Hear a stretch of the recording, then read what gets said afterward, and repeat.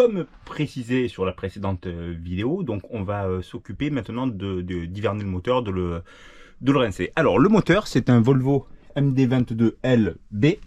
Donc je te fais une présentation rapide. Donc on a l'échangeur, la distrie, l'alternateur. Donc distrie et courroie d'alternateur ont été changés l'hiver dernier. Ici donc sur alors ça c'est quelque chose à savoir. Donc c'est quelque chose à savoir parce que je l'ai lu sur des fois sur des forums où les personnes te posent la question comment tu arrives à faire s'arrêter son moteur si tu as un problème d'étouffoir. Sur ce modèle là, l'étouffoir c'est dans la clé, donc c'est comme une voiture, hein, tu éteins, et bien tout simplement tu vois, tu as ta pompe à injection ici, donc on voit bien le câble d'accélérateur ici, tu vois, hein, qui est voilà, ça marche habituellement. Tu as un petit levier sur le côté, ton étouffoir, en gros c'est ça. Tu as juste hop à le remonter comme ça, il va éteindre ton moteur. Donc comment fait-on l'hivernage? Alors, je vais fermer la vanne eau de mer, je vais déconnecter le tuyau eau de mer, mettre une bassine avec de l'eau douce du quai qui arrive dedans et plonger le tuyau pour qu'il aspire et qu'il enlève tout le sel. Alors, censément, maintenant tu as des produits du style Stop Sel qui te permettent de le faire. Jamais de tuyau en direct, hein, ça peut casser le moteur. Donc on va envoyer de l'eau et c'est lui qui va aspirer en fonction de ses besoins. Je veux pas dire de bêtises, il me semble que c'est de l'ordre de 6 litres minute ou quelque chose comme ça. Donc je vais essayer parce que j'ai vu que le débit du quai était pas non plus folichon. Donc on va voir ce que ça donne. Je vais démarrer le moteur, faire aspirer comme ça. Et comme je t'ai montré, si toutefois il y a un problème, avec mon étouffoir sur la pompe, je peux décider d'arrêter le moteur. Allez, voici ce que ça donne au niveau du remplissage. Je vais aller démarrer le moteur, comme ça on va voir, on va laisser monter le niveau pour être sûr, hein, au niveau du débit, que ça ne descende pas trop et que je puisse le faire tourner 30 minutes consécutives.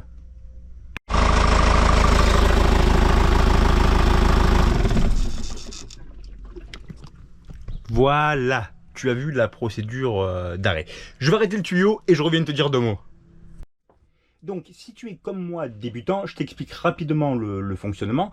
Finalement, on peut assimiler ou apparenter. Voilà, on peut apparenter un moteur de bateau à un moteur de bagnole. C'est la même chose, enfin sur celui-là du moins, c'est un 4 cylindres, c'est un moteur Volvo Penta. Donc, la différence qu'il va y avoir, c'est que là, on a un moteur qui est marinisé, donc qui est fait pour le fonctionnement en mer. La différence va se faire principalement, outre sur certaines pièces qui doivent être en composants différents, mais va se faire sur le refroidissement. Donc sur le refroidissement, on est ici sur un refroidissement indirect. Autrement dit, j'ai un échangeur. L'échangeur, c'est celui qui contient le liquide de refroidissement. Mais contrairement à une voiture, il n'y a pas de radiateur ni de ventilateur. Donc il faut refroidir l'échangeur, enfin le liquide de refroidissement, avec l'eau de mer. Donc on aspire de l'eau de mer, ça passe, ici tu le vois, dans ce filtre qui filtre les impuretés. Ça peut être des algues, ça peut être des moules, et ça part donc à la pompe. C'est la pompe qui aspire. Dans la pompe à eau, ici, tu as un impeller, donc un rouet, qui lui, par mouvement circulaire, aspire. Ça repasse hop, au fond dans un col de cygne qui évite de désamorcer le système. Et donc, ça va venir rentrer ici dans notre échangeur. Alors, je n'avais pas de problème avec l'échangeur. Pas de problème particulier puisque il a été nettoyé il y a quelques années de ça, mais par contre au cas où j'ai un moteur qui vient à chauffer, ça n'a jamais été le cas, je vérifie, il dépasse pas la température de fonctionnement maximale. On n'est pas dans le rouge, je préfère. Donc j'ai commandé quand même des joints qui me permettront de sortir l'échangeur et de le remettre et de faire une étanchéité parfaite. À la tringlerie, si tu veux, tu prends un cintre et tu enlèves les impuretés. Il peut y avoir du calcaire dedans puisque c'est de l'eau de mer. Il peut y avoir également des morceaux aussi du rouet de l'impeller. Donc voilà, tu sais que le moteur, c'est ce qu'il y a de pratiquement plus important dans un bateau puisque tu vas t'en servir quand il n'y a pas d'air, ça c'est le moins important, mais tu vas t'en servir pour les manœuvres de port. Autrement dit, il faut qu'il réponde présent. Donc en gros, un bon moteur, bonne voile, normalement tu es tranquille. Voilà, écoute, j'espère si tu débutes que ça t'a appris quelque chose. Bon, ben si tu es confirmé que tu l'as déjà fait et que tu as des conseils, ben, n'hésite pas à me mettre un petit mot en commentaire pour la prochaine saison à l'hivernage. Ça me permettra de rectifier si j'ai fait quelque chose de mal. Et maintenant, ben, qu'est-ce qu'on va faire maintenant? Et si on allait visiter un petit peu quand même? Allez, c'est parti!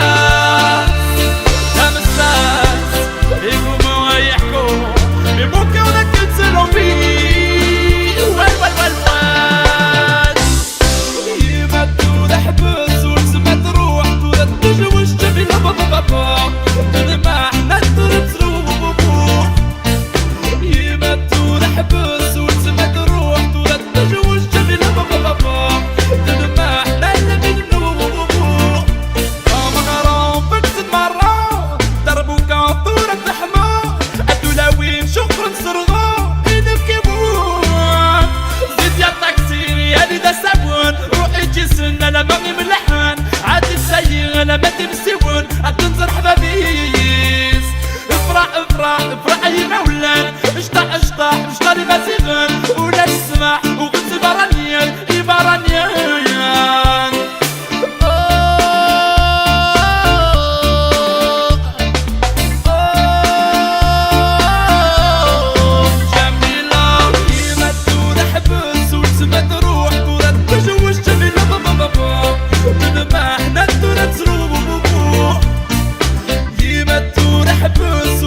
تروح تروح تشوش جميلة بابا بابا بابا ما احنا اللي من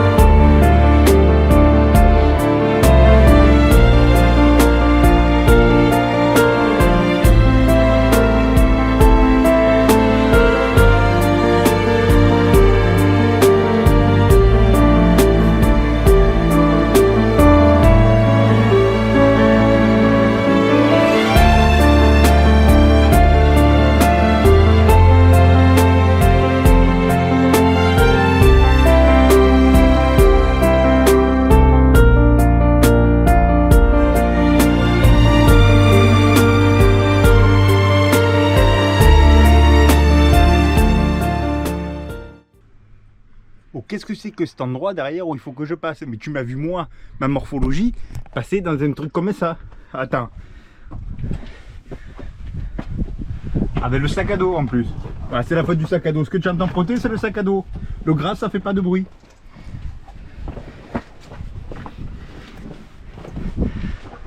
Allez, c'est passé.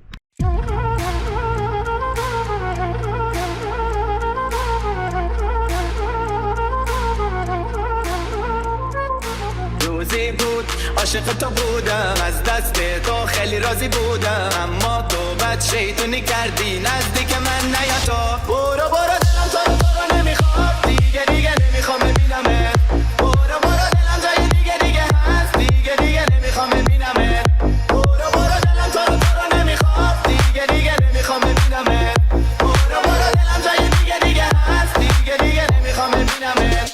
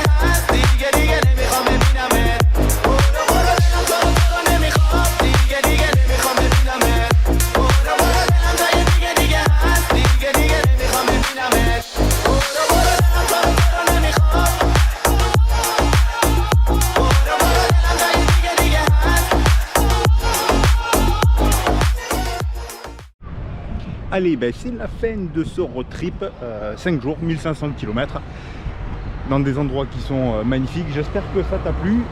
Écoute, la Tunisie, moi perso, j'adore, c'est exceptionnel, tant tu te sens en sécurité, tant les gens sont gentils, mais d'une gentillesse qui est hallucinante, tant ça conduit bien sur la route, c'est-à-dire que tu n'as pas l'impression voilà, tu vis toujours systématiquement avec des images, tu vois, et ces images-là, ben, il faut aller te faire une idée. Donc le seul moyen qui permet de te faire une idée, c'est le voyage.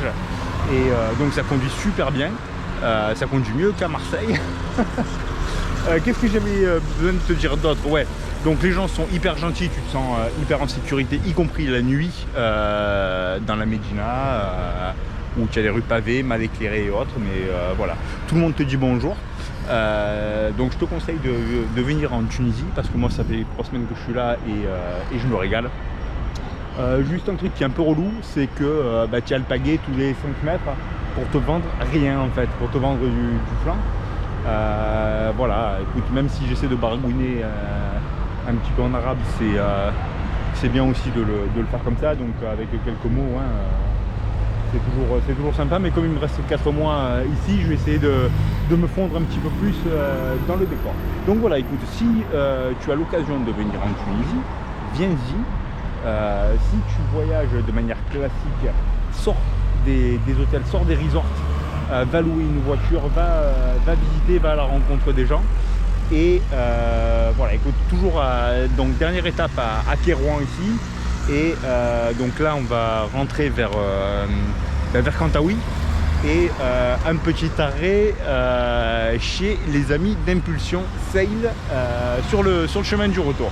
Allez, je t'embrasse, on clôture la séquence Et la prochaine, je ne sais pas du tout ce que ça sera. Le bisou mon ami, et prends soin de toi.